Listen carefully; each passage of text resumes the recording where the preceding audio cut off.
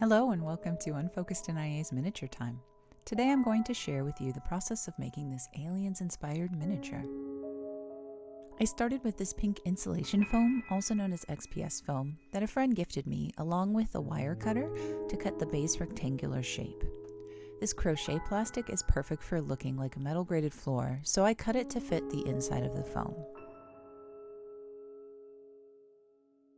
Back to the foam, I tried to pull the inside parts out but quickly realized that wasn't going to work and moved on to cutting out the graded look using a Gundam kit sprue cutter. Off camera, I cut the foam with a wire cutter into a half box shape and spray painted with black and silver paint. Here, I'm using hot glue to attach fairy lights into place, and then I tested the plastic over the top to see how it looks. Next was cutting out what appeared to be metal beams under the graded floor, which I used dollar store foam core board, black acrylic paint, and hot glue.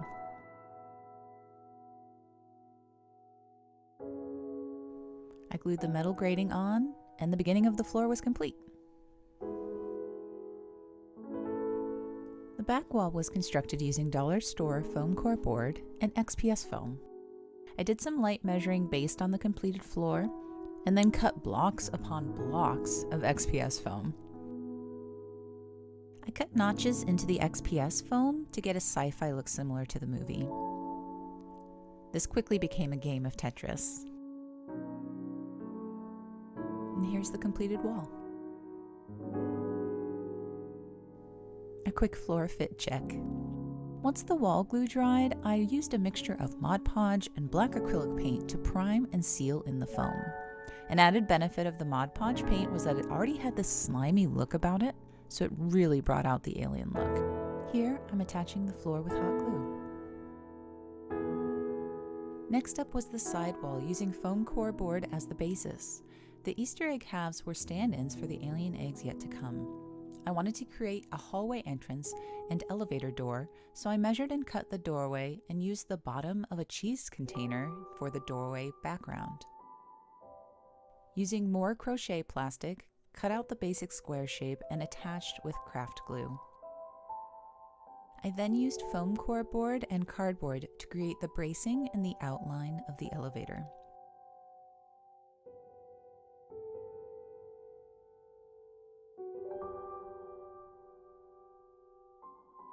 Decoration time.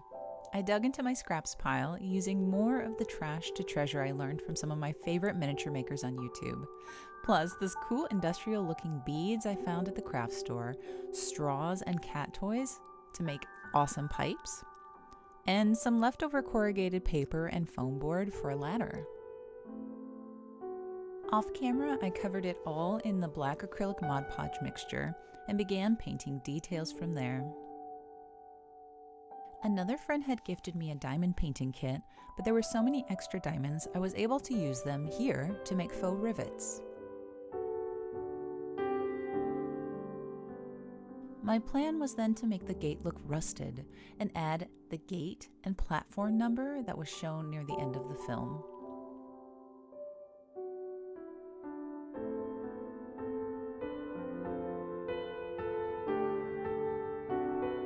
And here it looks completed with minimal detail.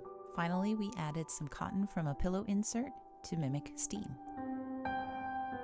After a little cleanup, I attached the sidewall to the base with hot glue and filled the crevices on the corner.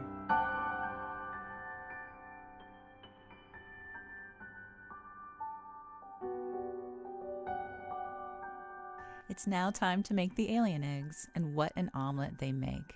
I had no idea how to go about making them. I used egg carton, as you see here, that I'd been saving up, and tried the square cut. Eventually I figured out to cut them in a diagonal quarter instead. I turned them inside out and glued them together.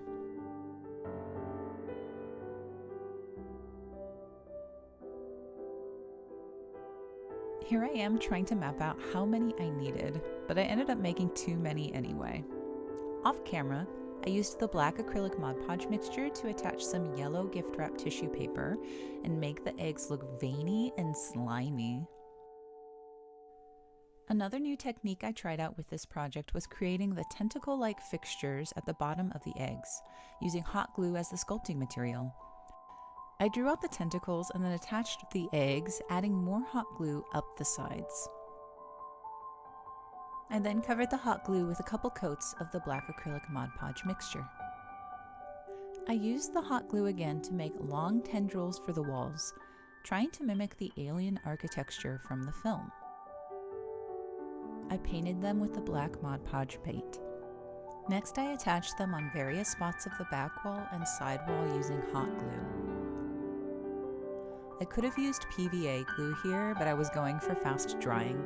Plus, if I added too much glue, I could just paint over it, which I ended up doing quite a bit. More for the sidewall. And a sneaky tendril that somehow didn't get painted until later. I mapped out where I thought the eggs would sit and glued them in place. I added more hot glue to the tops of the walls to cover any gaps between the XPS foam and the foam core board. Off camera, I painted it black. I was most excited about the spiderweb effect I was able to get from the hot glue. It looks so slimy. Moving to the back of the miniature, I thought it would be cool to paint a simple homage to another part of the film, the ship that Ripley and the crew arrive at the colony base on, the USS Sulaco. I took a cereal box and cut it to fit the backs of the walls, taped pieces together, and then drew out and painted some of the squares to mimic the angular look of the ship. I used some wet-on-wet painting techniques using white and pavement gray dollar acrylic paints, and then drew on the outlines and shadows with a Sharpie. While the larger pieces dried, I moved to smaller pieces that would line the front edge of the miniature, painting them with dollar black acrylic and then silver acrylic paint. I used more of the diamonds to create the look of rivets along the edges. Off camera, I painted them silver to match. Using a black marker, I added the ship name to the larger back piece.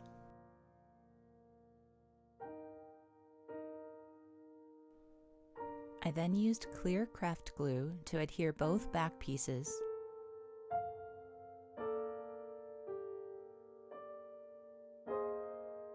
and trimmed the edges.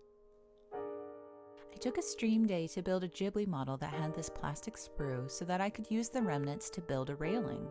I cut the pieces I needed, covered it haphazardly in the black Mod Podge mixture, and lined it up along the foam edge.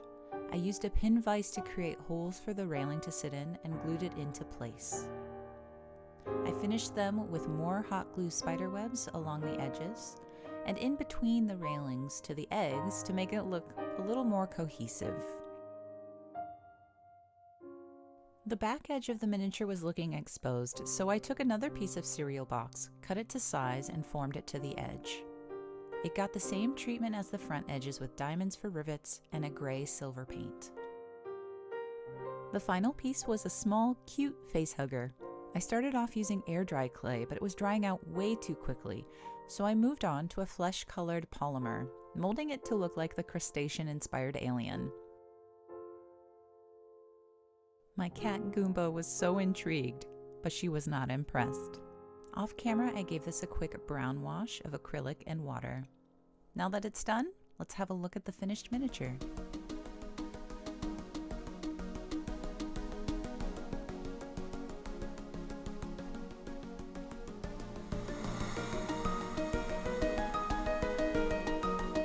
I want to thank my Twitch community for cheering me on while I made this miniature on stream and off stream.